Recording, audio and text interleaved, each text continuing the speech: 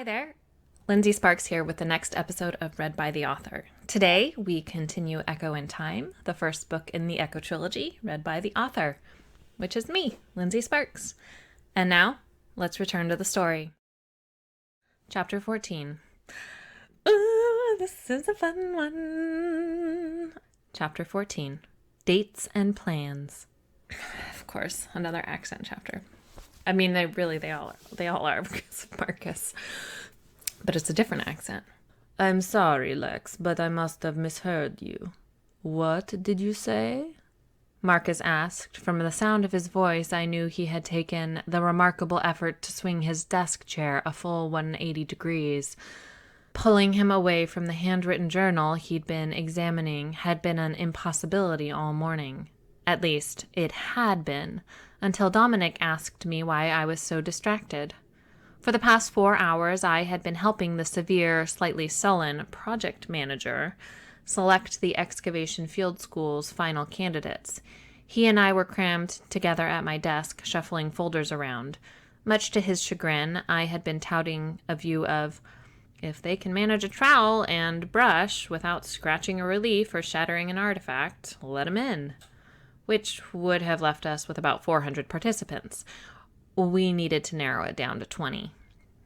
I swung my comfy leather chair around to face Marcus. I said I met my grandpa for the first time last night. What did you think I said? In true Marcus Bahur style, he ignored the question. Isn't it a bit odd, meeting one's grandparent in one's... He paused, examining my face. Mid-20s? You have no idea how odd meeting Alexander really was, I thought. Marcus wasn't the only one intrigued by my extended family. Dominic had been frozen with shock since I had first mentioned meeting my grandpa. Suddenly returning to life, he blurted, I just realized... Oh, shit. He's French. All right. Picture him. He's got his slick back hair. He looks kind of like Tom Hiddleston. He doesn't sound like him. Let's see. I just realized, Neffy, I forgot to tell her. As he rushed out of the room, frowning, I watched him leave before returning my attention to Marcus. Yes, it's odd, which is why I'm distracted by it. Almost imperceptibly, Marcus's eyes narrowed and his mouth puckered. I see. Would you like to accompany me to lunch, Lex? I thought I might stop by the Burke Cafe for a bite and coffee. Sure, I said noncommittally. I had no clue how he'd gone from, what do you mean you just met your grandpa, to, let's grab lunch. Wonderful, he said, gently closing the leather-bound book on his desk and rising to don his coat. Shall we? Still sitting, I watched him, confused. Oh, you mean right now? But it's only... I peeked at my phone. 11:15. And yet I'm famished. He lifted my purple pea coat off the back of my chair and held it out like I was a child getting ready to go play in the snow. As entertaining as it was to see Marcus standing there like a glorified coat rack, I hardly had a choice. Besides, I was pretty damn hungry, too. I stood and allowed him to settle the coat around my shoulders. I did, however, slap his hands away when he spun me around and tried to button me up, earning a small, secretive smile for the effort. Our 10-minute stroll to the cafe was amicable, filled with remarks on the unusually pleasant weather, it wasn't raining for once, and on how different the campus was now that the undergrads had returned from winter break. We were the epitome of friendly colleagues, which is why I was stunned when, just outside of the cafe's door, Marcus reached for my hand and twined his long fingers with mine. The warmth of his hand burned into my palm, climbing up my arm toward my erratically beating heart. I stopped mid-step. What are you... I would be most appreciative if you would play along, Lex. I'm sure it won't be too painful, he said, his black-rimmed amber eyes shimmering in the winter sunlight. Without waiting for a response, he pulled the glass door open and pushed me through ahead of him. When we reached the end of the short line to order, Marcus released my hand, and I was momentarily filled with an unexpected feeling of loss. The arm he draped over my shoulders to pull me snug against his side drove the feeling away, replacing it with astonishment and a pleasant, tingly flutter in my abdomen. What is going on with me? I hadn't been so intensely aware of a man in ever. I felt bespelled, like there was some irresistible force drawing me to Marcus, which would have been thrilling if it weren't for the fact that he was my boss. Off limits, I reminded myself, again. Marcus leaned down, bringing his lips a hair's breadth from my ear. Really, Lex, I think you can do better. You could at least pretend to be enjoying yourself. As he pulled his taunting mouth away, I snapped my own mouth shut and turned my face to him. Though I wasn't short, just over 5'8", I still had to tilt my chin up, accounting for our notable height difference. Narrowing my eyes, I glared, his chiseled jaw clenched, making his bone structure more contoured than usual. From inches away, the effect was breathtaking, and my glare faded. So did the mischief lighting his eyes, replaced by something more serious. Since I'd met Marcus, I had been embarrassingly unsuccessful at hiding my attraction, but I was starting to wonder if we were walking down a two-way street. Maybe I wasn't alone on the road. My turn, I thought vindictively. We moved forward in the line. Holding his eyes, I slowly licked my lips, wondering if he could smell the vanilla of my lip balm. As I had hoped, Marcus took notice. His eyes left mine, lingering on my mouth. When they lifted again, they were on fire with desire. I rose on my tiptoes, bringing my face slowly closer to his. I was aching to follow through with the movement, to press my lips against his, but I altered my trajectory at the last minute, aiming for his ear instead. You'd better have a good explanation for this charade, Marcus. I can't wait to hear it, I purred. As I dropped my heels back down to the ground, my understanding of Marcus Bahur was confused even further. He was grinning in sheer delight, displaying teeth so straight and white they could have been featured in a toothpaste ad. I had seen him smile before, but not like that. For once, it reached his eyes. Oh, Lex, you do surprise me often, and in the most pleasant ways. Of course, I'll give you exactly what you want. In private, he said, louder and rougher than necessary. If I hadn't known exactly what I had said, I would have guessed we had just agreed on some especially naughty, potentially illegal sexual act. I could only stare at him. We moved forward again, approaching the counter and its confounded little barista. Cassandra stood opposite us, pressing her lips together so hard they drained of color. She looked like she was either about to throw up or scream. Hello again, Cassandra. I hope you are well. While he spoke, his arm dropped from my shoulders to wrap possessively around my waist. I smiled up at him, pretending to be enamored. Well, pretending to pretend. Hi, Professor, Cassandra chirped. She refused to look at me, let alone acknowledge my presence. What would you like, my darling? Marcus asked me, tightening his arm around my waist. To really be your darling? Oh, just a latte and a turkey and cheddar sandwich. As an afterthought, I added, and a raspberry scone. A well-fed Negerette is a happy Negerette, I justified to myself. And I'll have my usual lunch. To go, please, Marcus said, handing Cassandra his card. His usual lunch turned out to be twice as large as mine, but I figured it took a lot of fuel to maintain such a tall, well-honed physique. Once we had our food and coffees and were out of sight of the cafe, Marcus let me go. He continued walking for several steps before noticing I had stopped. Pausing, he tossed over his shoulder. Is there a problem, Lex? He resumed his slow jaunt. I caught up to him, careful not to spill my latte, and fell in step beside him. Yes, Marcus, there's a problem. What the hell was that? Up until the moment he released my hand, I had thought, just maybe, he and I could overcome the professor-student boss-underling dilemma. I had thought he might want to, but then he let go, and I realized it had all been wishful thinking. I felt used and embarrassed and far angrier than I probably should have. I suppose I could ask you the same thing. Oh, please, you told me to pretend and to play along. I was having a hard time keeping my voice at a normal volume. You owe me an explanation. He slowed his step and shot me a sidelong glance.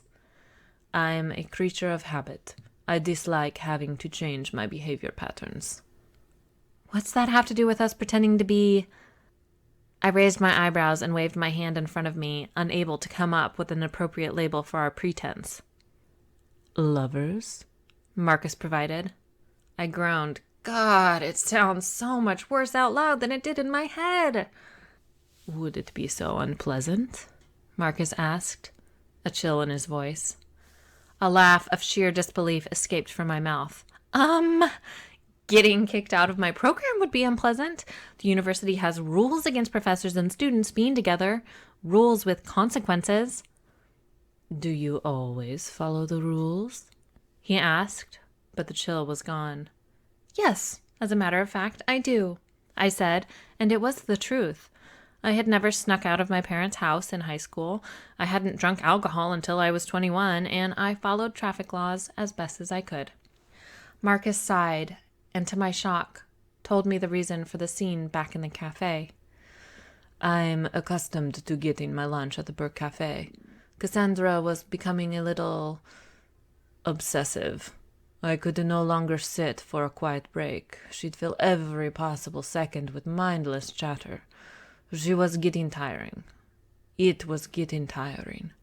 I needed to dissuade her. He explained. You couldn't just go somewhere else? Like I said, I'm a creature of habit. I laughed, despite my waning exasperation. You know, Marcus, sometimes change can be a good thing. Sometimes. Rarely.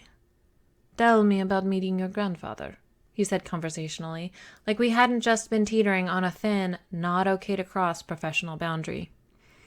Carefully, I strung words together into relatively normal sentences. I could hardly say, he looked like he was 30, but he's really a little over 2,000 years old, and we visited the echo of his child home in Herculaneum before the eruption of Mount Vesuvius. Instead, I said, it was interesting. I'd thought he was dead, so I was more than a little surprised to see him, but after I got over the shock, it was nice. I learned a lot about my family history. Like that we're not all human. And did you get along well, you and your newfound grandfather? Marcus asked, sounding genuinely curious. I smiled to myself. Yeah, we really did. We had arrived back at Denny Hall and were about to enter through the inconspicuous west door when Marcus stepped ahead of me, blocking the entrance. Have dinner with me tonight. Has anyone ever told you that your transitions are a bit rough? I asked, after overcoming my surprise. He shrugged. Have dinner with me tonight. Marcus, we already talked about this, remember? The rules? Inconsequential. His eyes burned with such intensity that I had to look away. Marcus, if I pass this up, I am the biggest idiot ever born. I can't. With a heavy sigh, he turned toward the door. I grabbed his arm. Wait, I meant I can't tonight. I already have plans, I explained. I'm meeting up with my grandpa again. Marcus's arm tensed under my hand, and he said, Tomorrow night, then. Say yes, Lex. Why, Marcus, I gasped dramatically. If I didn't know any better, I'd think you were begging. He smiled roguishly, sensing victory. Trust me, it won't happen again. We'll see, I bantered, and his smile widened. But fine, yes, I'll have dinner with you tomorrow night. How am I going to wait until then? With success secured, Marcus finally allowed me into the building. The afternoon passed quickly, filled with numerous flirtatious glances between Marcus and me. By the time I left, I had helped Dominic narrow the list of field school applicants down to the 40 we would contact and interview in the coming weeks. I spent the short, lonely walk back to my apartment reading my neglected text messages. While in the pit, my phone had buzzed at least a half dozen times, and I hadn't been surprised when I had seen the name on the call log, Kara, and after each unanswered call, she had sent a text message. "Hey, lady, haven't heard from you for a while, just checking in. Everything okay? Can you text me back, please? Annie and I wanted to do dinner with you soon. Tomorrow night? Let me know. Are you mad at me or something? You know, it's really not that hard to text someone back. Okay, I'm officially freaking out. Text me, or call me, or stop by. Are you dead or something? This is getting really old. Call me." Unwilling to face the hour-long interrogation that would undoubtedly result from a phone call, I sent my relentless friend a text. "Sorry, Kara, I'm fine. Just been busy with my mom and the excavation prep. Let's definitely do dinner soon." It wasn't what she wanted to hear, but the words would at least decrease her calling frequency for the night. When I reached my apartment, Alexander was already waiting in the hallway outside the door. We had planned to meet up at 6 o'clock, and I was a few minutes late. "Sorry, I got cut up on campus." Suddenly this is like a college slasher pick. Words. "Sorry, I got held up on campus. Have you been waiting long?" I asked, letting him into my little home. He smiled kindly. "Not a problem. I brought dinner," he announced, setting a huge bag of Chinese takeout on the kitchen table. "Alexander, you're a genius. You just might be the best grandpa ever," I exclaimed as I retrieved plates and silverware. "What would you like to drink? Beer? Wine?" "Water is fine. It's unwise to venture into the art while inebriated.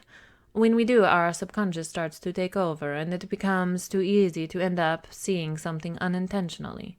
There are some things you can't unsee, no matter how hard you try," he explained, giving me my first important lesson. "Okie dokie, water it is," I said, setting 2 full glasses on the table. Dinner passed pleasantly, both of us downing generous portions of fried rice, sweet and sour prawns, beef with broccoli, and egg rolls. We swapped stories, me telling Alexander about how I came to love archaeology, and Alexander telling me about his childhood in Herculaneum and his modern life as an explorer of sorts. He had been traveling around the world, never stopping in one place for more than a year, since he'd left Grandma Sue's almost 25 years ago. It was nice to learn more about him. "So, what's on the agenda for tonight? More shocking family revelations? History lessons?" I asked, finally dropping my fork onto my plate with a clink. It was blissfully stuffed. I thought I might answer some of your questions," Alexander said. "If you're anything like me, which I suspect you are, you have hundreds buzzing around in your head." I straightened, excited by the prospect. Where to start? "Is there a limit to how far we can see into the future or past?" Alexander tensed one side of his mouth. "Well, other than the pesky solstice issue, which prevents anyone from seeing into the art beyond the 21st of June, it completely depends on the individual's strength. Only a few years after I manifested, I could see thousands of years behind and several years ahead. The weakest Nejare I've ever known could only see a few hundred years into the past. Seeing the future has always been a more difficult and rare talent. That's what we call our unique gifts. And those with that talent are called seers." "I can do it," I said. "I mean, I did it once, but it was only a few days in the future, and it definitely wasn't on purpose." He nodded, apparently expecting no less from a granddaughter of his. "How many of us are there?" I asked. Alexander frowned. "I don't know exactly.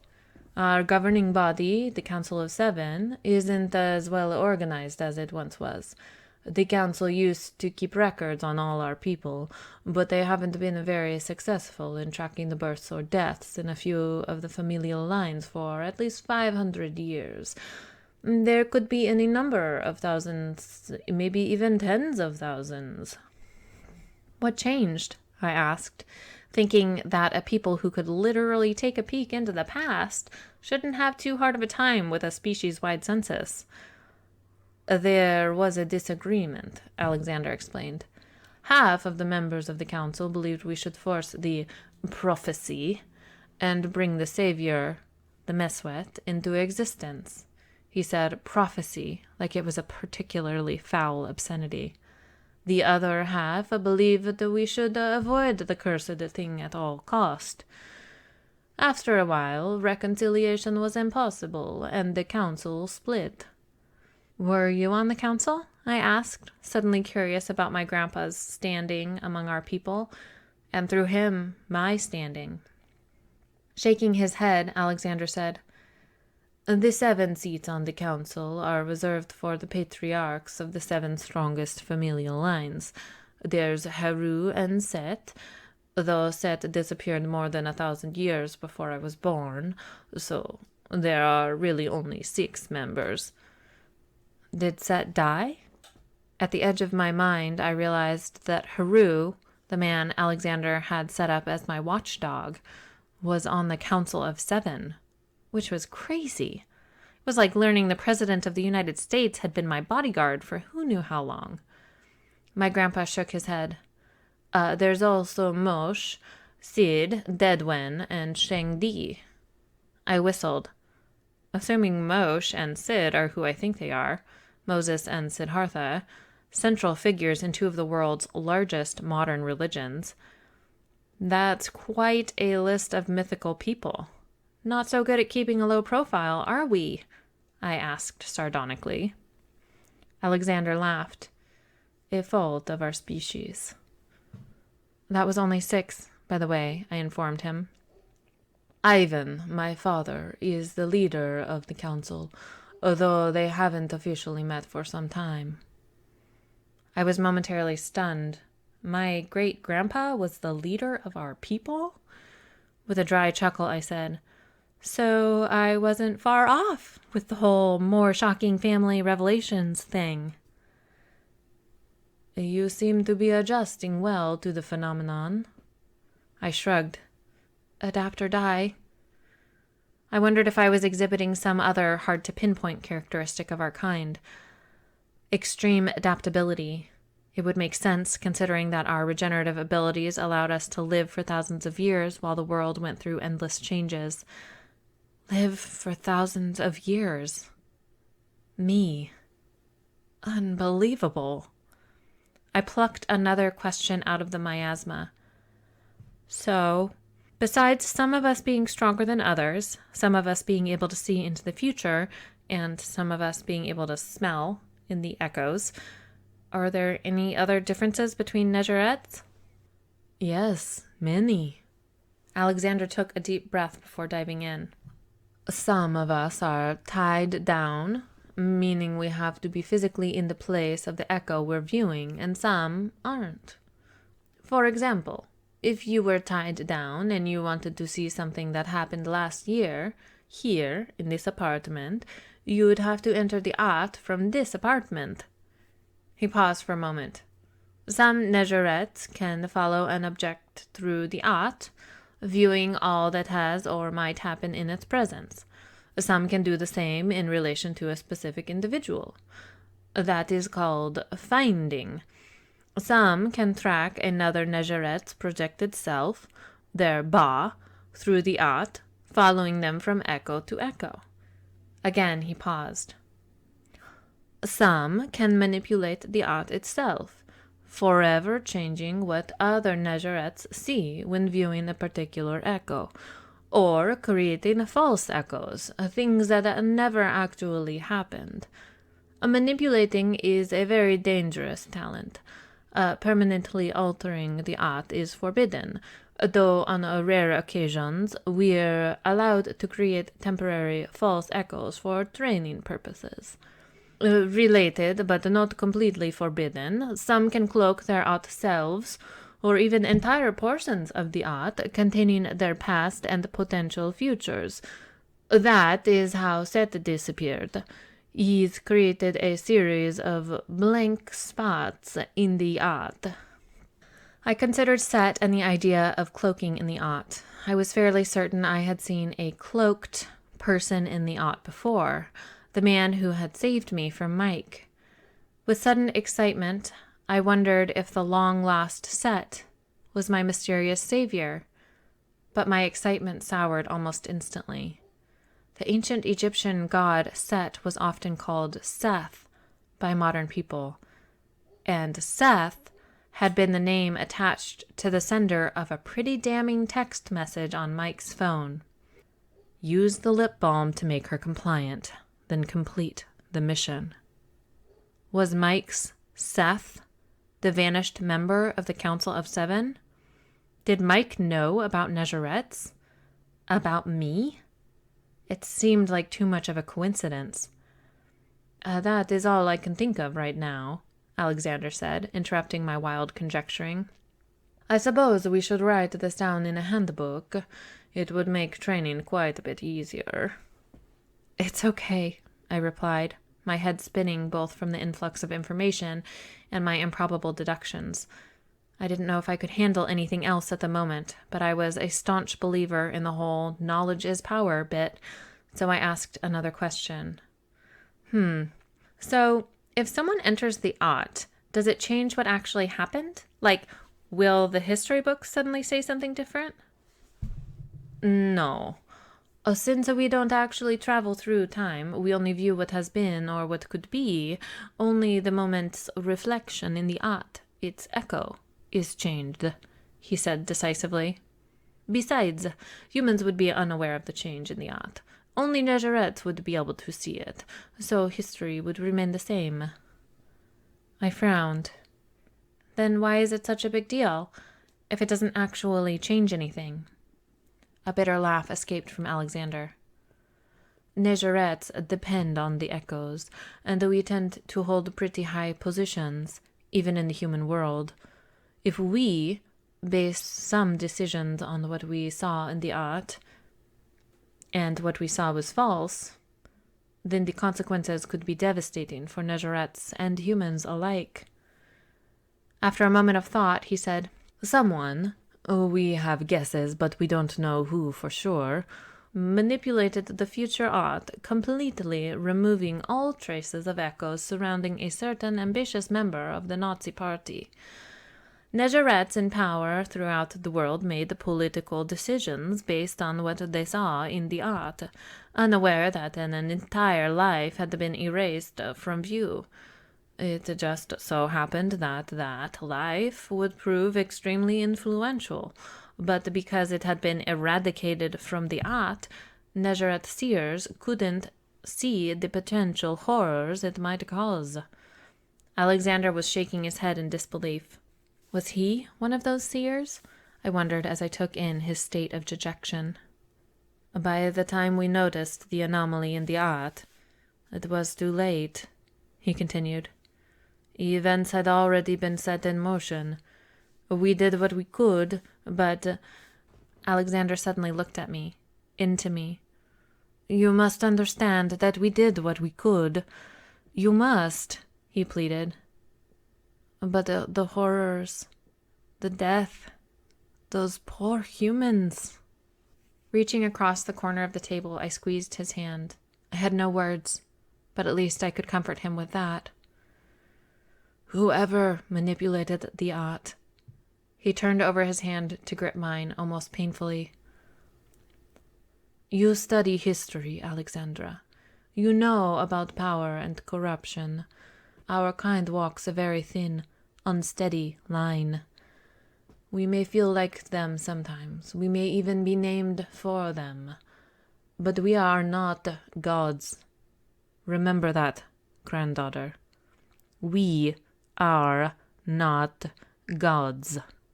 Alexander's tone was vehement. Gravely, I said, I understand. After Alexander nodded, I waited, taking a few contemplative breaths. So which, talents do you have? His grip on my hand relented, and I retracted my arm, setting both of my hands in my lap. Let's see, he said. I can see very far into the past, and a short way into the future, and I can smell in the echoes, like you. I am not tied down. I can view any echo within the past several thousand years from anywhere. Though looking further back, tens or hundreds of thousands of years does require proximity to the echo's place of origin. He leaned toward me as if confessing a secret. That's why I was in Antarctica for the past few months. I've always wondered what was under the ice. Also, I'm a finder. I can search the art, focusing on a specific object or individual. I bit the inside of my lip, digesting his response. So, on a scale of 1 to 10, 1 being the weakest weakling and 10 being Nuin, Alexander supplied. Sure. So, on that scale, where do you rank in strength? Perhaps a 7? My father would be a 9, certainly, as would the rest of the council. They are all very powerful, just not to the level of the Great Father. Too many questions bounced around in my skull, like my head had turned into a pinball game comprised of flesh, bone, and synapses. Can you teach me how to be a finder? There were a few people I wanted to follow through the art, but one stood out from the rest in my mind. The mental image of that person glared deadly daggers at the others, commanding them to wait their turn. I can try, but it's a rare talent, so I wouldn't get your hopes up, he cautioned. Great, let's do it, I said, with a small bounce in my chair. Hang on, one step at a time. First, you need to learn how to enter the art at will. How have you done it so far? I explained the basics behind my first few unintentional dives into the art, then described how I had gained some control using my emotions and focusing on what I needed at the moment. I didn't, however, tell him the subjects of the echoes, especially not the one about my criminal father. I needed to know more about that particular element of my nefarious parentage before I shared it with anyone. If I ever shared it with anyone. It was creepy and weird. As I spoke, Alexander nodded, sometimes looking surprised and sometimes proud. You've made a good start of it, he told me after I finished. If you can gain control over your ability to enter the art while awake this evening, then I'll test you for the finding talent before I leave. Okay, so what do I do? I asked eagerly. Aim for when you opened the door yesterday evening and first met your magnificent grandfather, he said, puffing up jovially as he spoke, which earned a wry laugh from me. He grasped my hand again.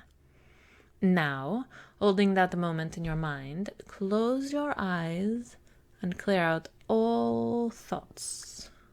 It seemed to be an impossible task, but I needed it to work. I needed to track a very specific person.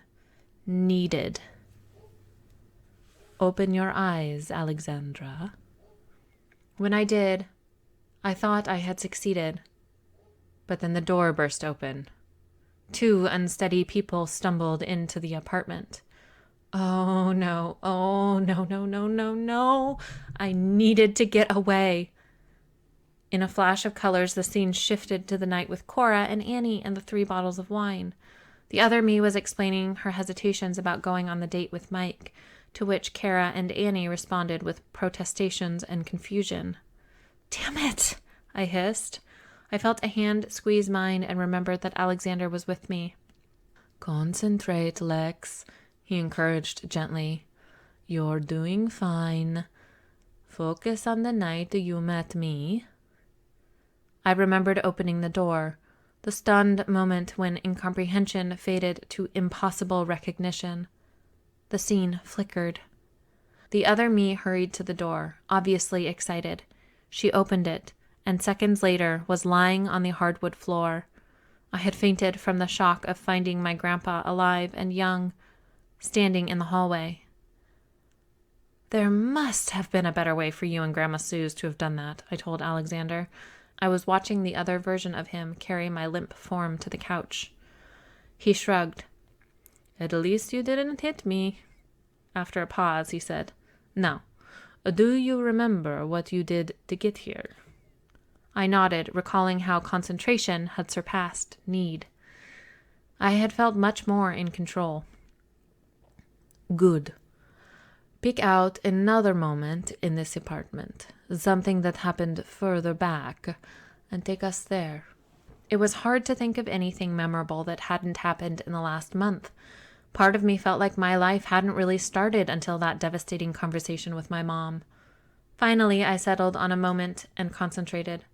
The flicker of colors lasted a tiny bit longer than it had the previous time, but it was nothing like the protracted swirl that had surrounded us when we'd viewed Alexander's home in Herculaneum. Another version of me was sitting on the couch with a cardboard animal carrier on her lap.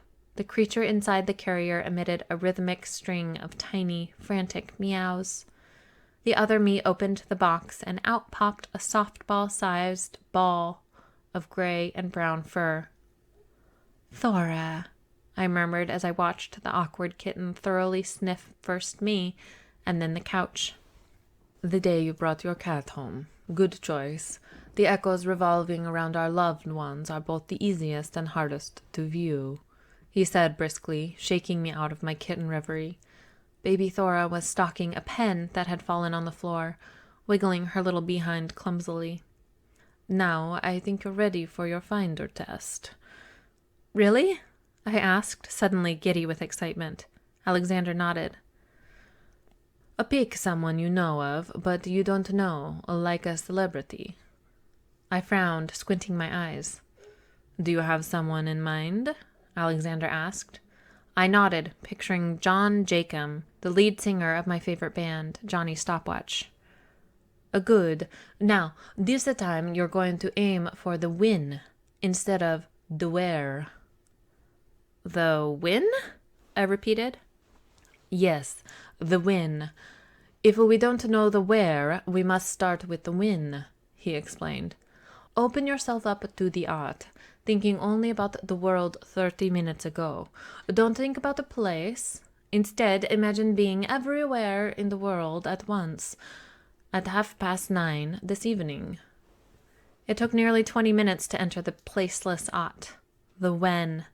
For someone used to living in the where and watching the when go by, readjusting perspectives was unbelievably difficult. My very understanding of time and space had to be melted down and remolded into a more malleable thing. All of a sudden, I was enmeshed in the targeted when, watching the where spin around me like a deranged carousel. It was odd to see the colors of the aught moving unilaterally instead of their usual chaotic swirl.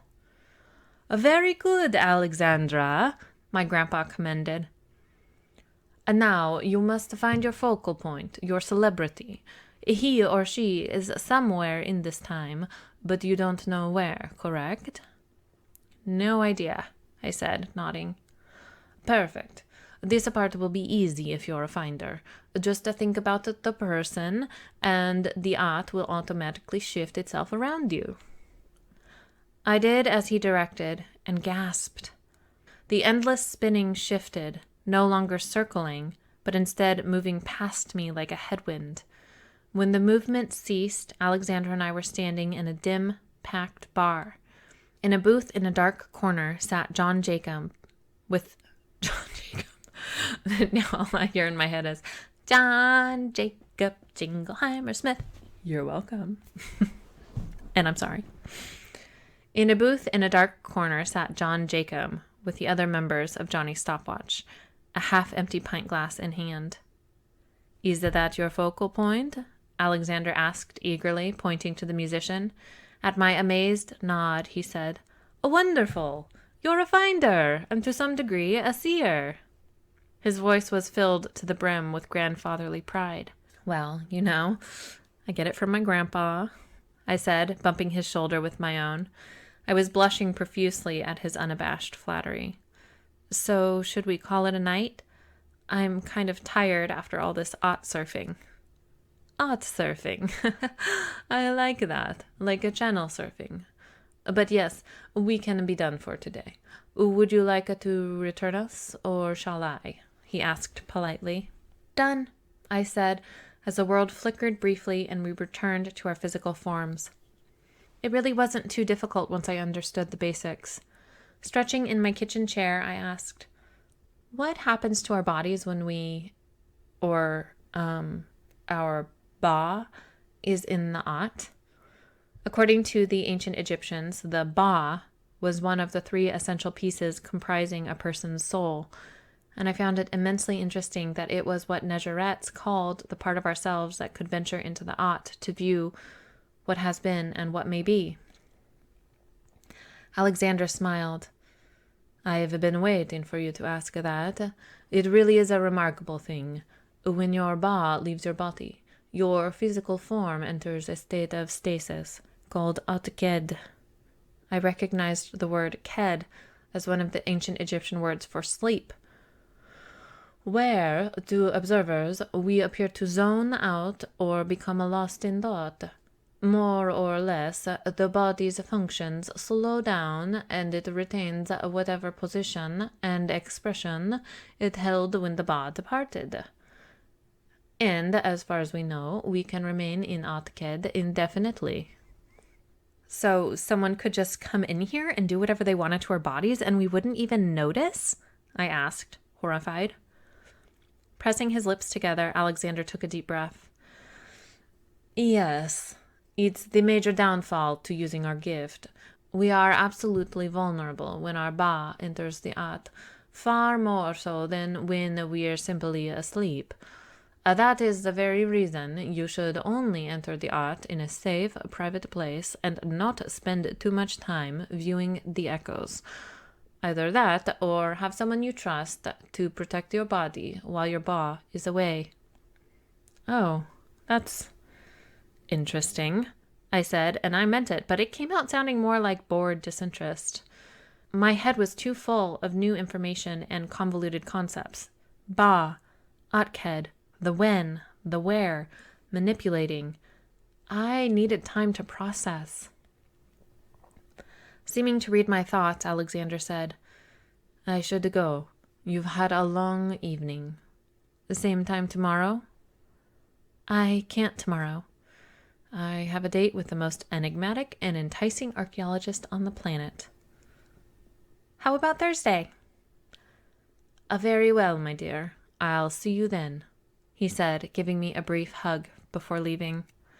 After cleaning up the remnants of our Chinese food feast, I considered turning in for the night. It was nearly midnight, and I really was tired. But I wasn't done yet. I wasn't even close. Chapter 15. Catch and Trap.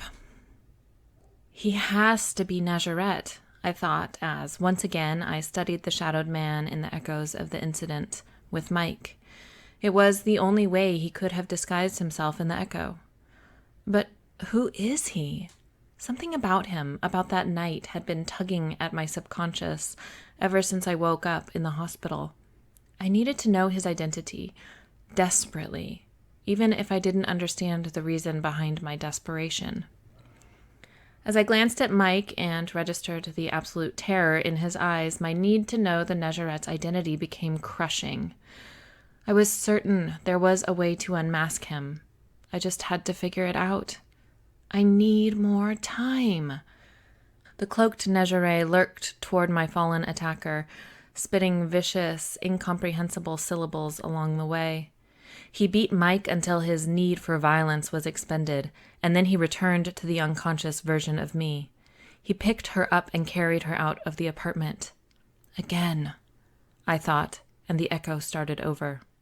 I lost track of how many times I viewed the echo, but eventually I realized I didn't need to keep watching the attack over and over again just to see the shadowed man.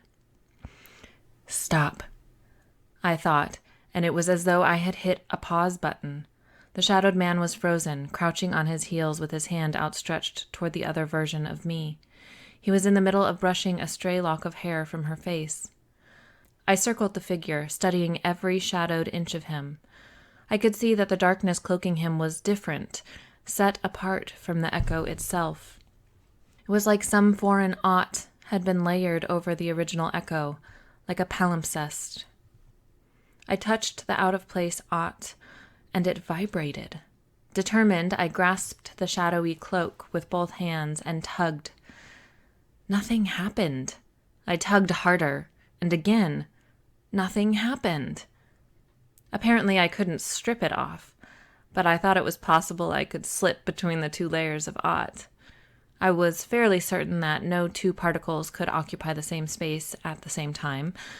I only hoped the same rule of matter applied in the ought. Gently, as I had done the first time, I touched the superimposed ought. It vibrated, but I was pretty sure the man underneath remained still. I carefully searched with my fingers, following the increasingly strong vibrations, until I found what felt like an edge. It wasn't an edge in the conventional sense, like the edge of a piece of paper or the hem of a dress. It was more like a sense of something met by a sense of nothing. I slipped the tips of my fingers under the edge and then followed with my whole hand. My teeth chattered with the increasingly intense vibrations, but I reached further. When I could finally slip my head between the two layers of ought, the vibrations stopped. The cloak, I realized, was gone. Unfortunately, in my ought splitting, I had maneuvered myself so that I was crouched in front of the man with my face mere millimeters from his black sweater. I stumbled backward, tripped over the other version of me, and fell on my butt. When I had finally composed myself enough to stand and look at the man's face, I gasped and dropped back down to the floor. "Oh my God, Marcus!" I exclaimed aloud. "Marcus is Negeray. Marcus is Negeray? What does this—" "Damn it, Lex." The growling admonishment filled every open space of the frozen echo. It was Marcus's voice, but the Marcus in the echo, the one I had just uncloaked and was watching, was still frozen. My stomach dropped as I realized what was going on. Marcus is Negeray. Marcus, the real Marcus, is here. Gripping my upper arms, he hauled me up off the ground and spun me around. I was staring straight into the very real, very pissed-off face of Marcus Bahur, professor, archaeologist, and undercover Negeray. "I was going to explain everything tomorrow night," he said, articulating each word with exceptional care. Instinctively, I punched him in the gut. It was the first time I had ever really hit another person, and on the whole, it was rather ineffective. He barely flinched. "How long have you known?" I shouted. "I've barely been able to keep my head above the water, and you've been sitting by, watching? I thought I was losing my mind." I punched him again, hoping for a better reaction. I was let down. So, naturally, I began slapping and hitting every inch of his bare torso.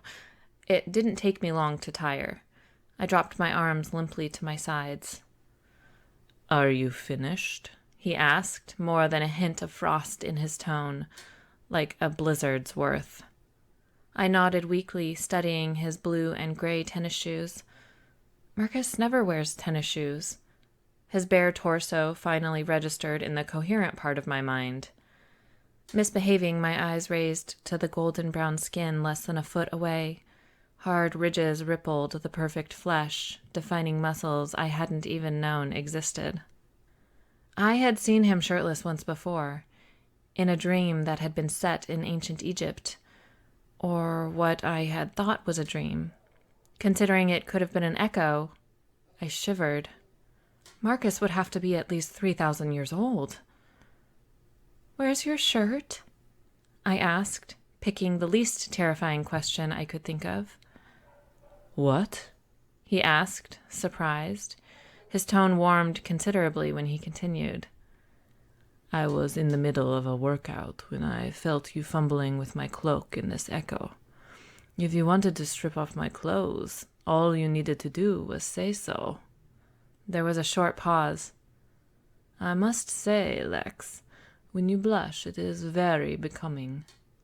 His tone could have melted the polar ice caps. I realized my eyes were closed when I felt the feather-light touch of his fingertips on the sides of my face. They traced my cheekbones, jawline, and chin, tilting my face up with the faintest pressure. You want me, he said. Admit it. I shook my head and squeezed my eyes shut more tightly. I was angry, no, pissed at him. I needed to hold on to that emotion. Admit it, he whispered so close I could feel his breath on my face. My eyes popped open and my heart skipped a beat, or 3. Not amber, but golden, blazing eyes trapped me. I had never seen his eyes so light, and I suddenly realized that was what I had remembered when I first awoke in the hospital, the memory of glorious golden fire. I must have come to briefly while he'd been transporting me to the hospital and looked into his eyes and felt safe. Staring into those eyes now, I involuntarily wet my lips. Hold on, just need a moment to compose myself. This is going to be rough. Marcus's fingers slid down my neck to trace my collarbones, then traveled back up to tangle in my hair. A tingling trail burned along my skin, invisibly marking every place he touched. He tightened his grasp, preventing me from turning away. It was unnecessary. I was completely lost, a captive held in the prison of his eyes. I inhaled softly, my breath catching. One moment he was staring at me, into me. The next, his lips were parting mine. I gasped at the bruising intensity of the kiss. His tongue delved into my mouth, teasing mine out expertly. His arm dropped to my waist, pulling me against him so ardently that I had to stand... All I can see is Mr. Darcy. Ardently. His arm dropped to my waist, pulling me against him so ardently that I had to stand on my tiptoes to remain tethered to the ground. Something about the jarring movement shook my brain awake, and I pushed against his bare chest. Until that gesture, I hadn't noticed that my traitorous hands were fondling his muscles. I'm angry, remember? I reminded myself. Marcus, I whispered, more than a trace of warning contained in that one word. As he released his death grip on my hair, I maneuvered myself away from him, retreating through my open bedroom door. I didn't know why or how, but being too close to him tended to cloud my judgment until I could only make decisions based on the overwhelming desire I felt around him. It was like he naturally emitted an aphrodisiac designed specifically for me, and I craved it when we were apart. But it went beyond lust, beyond desire.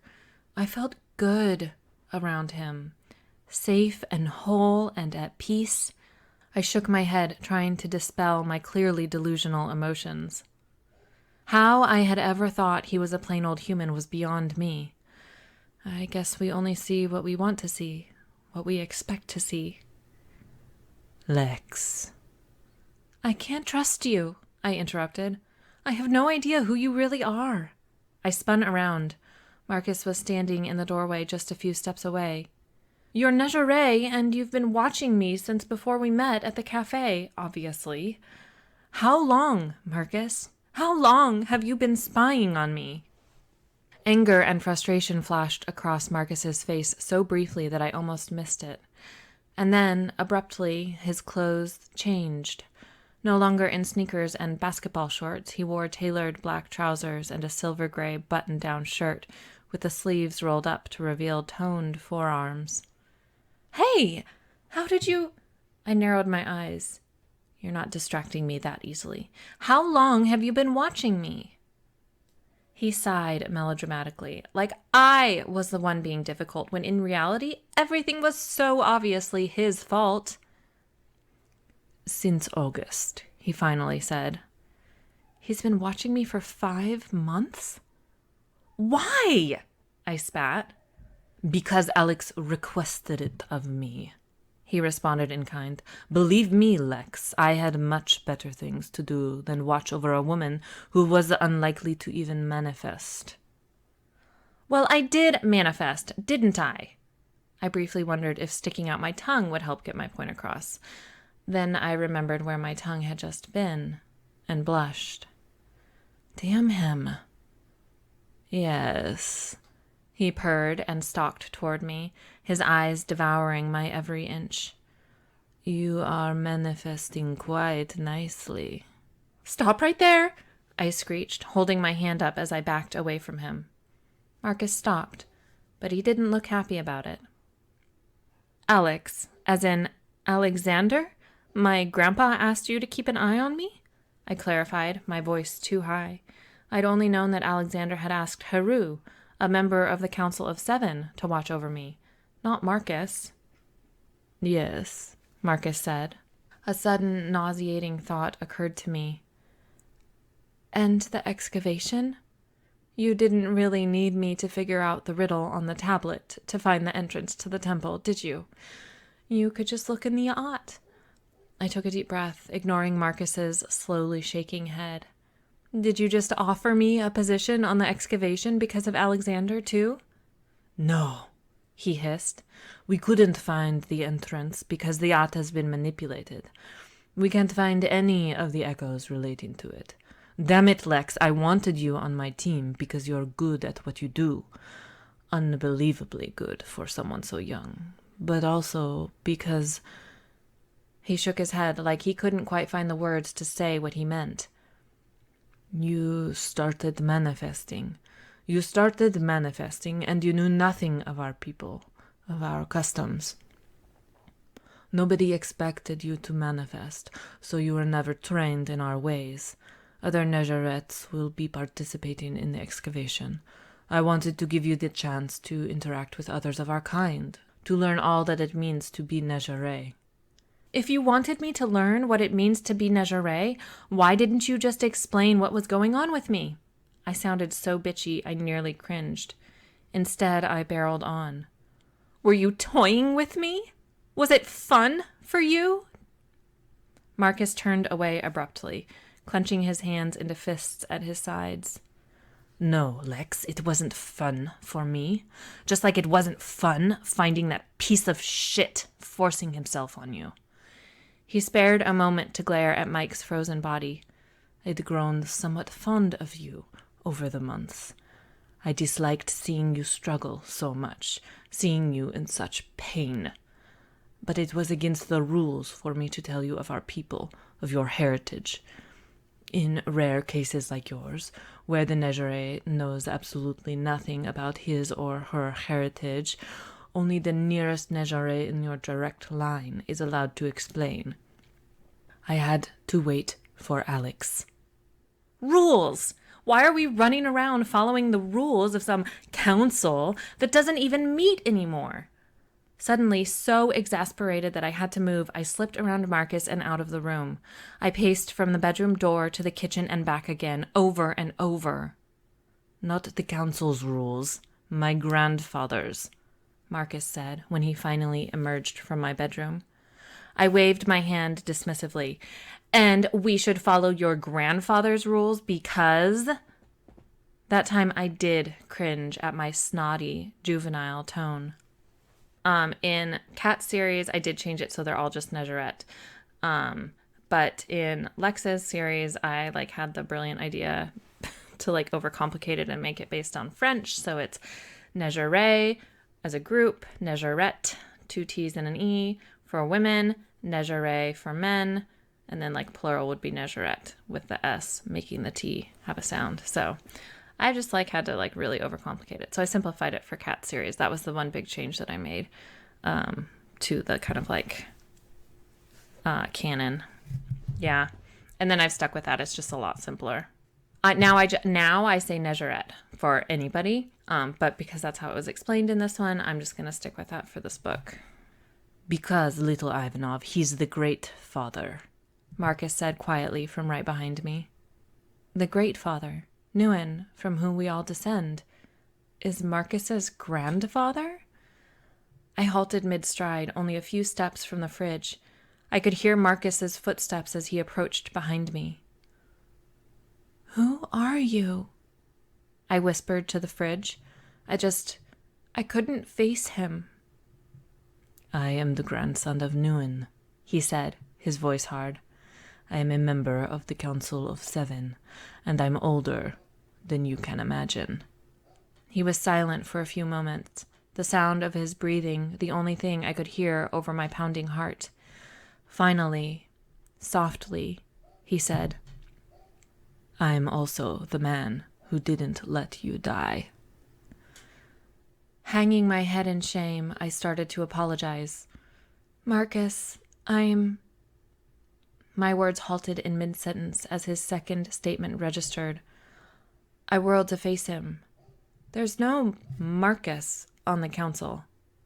He took a step closer, and I stepped back. "True, but I have many names," he explained, his eyes willing me to comprehend. "You know who I am, Lex. Think about it." Set, Heru, Moses, Sid, Dedwin, Shangdi, Ivan. He definitely wasn't Ivan, my great-grandpa, not after the kiss. Set, Heru, Moses, Sid, Dedwin, Shangdi.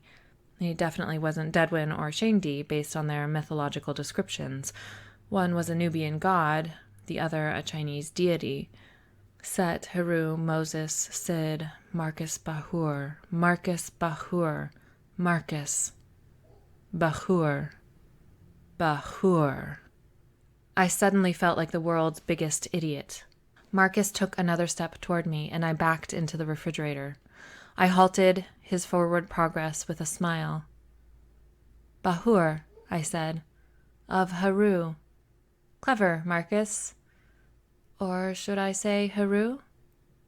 Heru, commonly known as Horus, was the fierce Egyptian god of kingship and war, whose beautiful eyes had led to one of the most famous ancient Egyptian symbols, the wedget, otherwise known as the Eye of Horus. Marcus, who had kissed me, was Heru. It was impossible. But then a lot of impossible things had been happening lately. When I said his true name, he cringed. Shaking his head, he explained, "I hate the way that name sounds on these lips." He brushed his thumb across my bottom lip for emphasis. "You say Heru, like you're talking about a god, someone untouchable, unknowable. But when you say Marcus, you're talking about a man. A man can be known, touched." With my palms pressed against the cool refrigerator door, I said, "Marcus." I was surprised by the sultriness in my voice. Yes, Lex, I do so love the way you say that name. My name. The way it rises from your tongue," Marcus remarked, raising his arms to press his hands against the freezer door on either side of my head. His arms flexed, and he leaned closer. "Marcus," I whispered. He bent his neck, bringing his lips inches from mine. The muscles and tendons of his neck formed thick cords as he hovered, letting his quickened breaths mix with mine. It was tantalizing, empowering, tormenting. "Marcus, I need..." I forced myself to look at Mike and then the wounded version of myself. "I need time," which was something I doubted a man as tantalizing and intimidating as Marcus would be willing to give me. "Ah, but Lex, we are Negerais. We have an eternity. By the time our courtship is through, you'll beg me to take you to bed," he whispered near my ear before leaning back, keeping a hair's breadth between us from head to toe. "And even then, I may make you wait." Every molecule of air disappeared from my lungs, and all of my blood set a direct route to my groin, spilling heat and tension through my lower abdomen. I was nothing but desire for the man in front of me, the god. Without thought, I closed the minuscule distance between us, softly brushing my lips against his. I savored his deliciously spicy scent.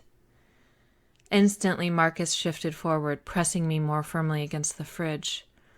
"Marcus," I breathed, and it was the last thing I said for several long, glorious seconds. "Lex, you should know," he said, kissing the sensitive skin beneath my ear, "that what happens in the art isn't real. These aren't our actual bodies. This isn't actually happening, and we never really kissed." I could feel him grin. "I think I'll make you wait for the real thing. Maybe for days, maybe for weeks." I whimpered.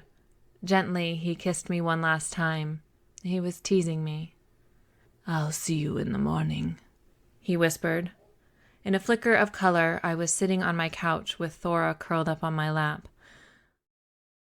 Thanks for listening to the Read by the Author podcast. To find out what happens next in the story, stay tuned for the next episode. You can also find Echo in Time, as well as the rest of the Echo Trilogy, in ebook, paperback, and professionally narrated audiobook format through all major book retailers, and libraries too. Until next time, happy reading!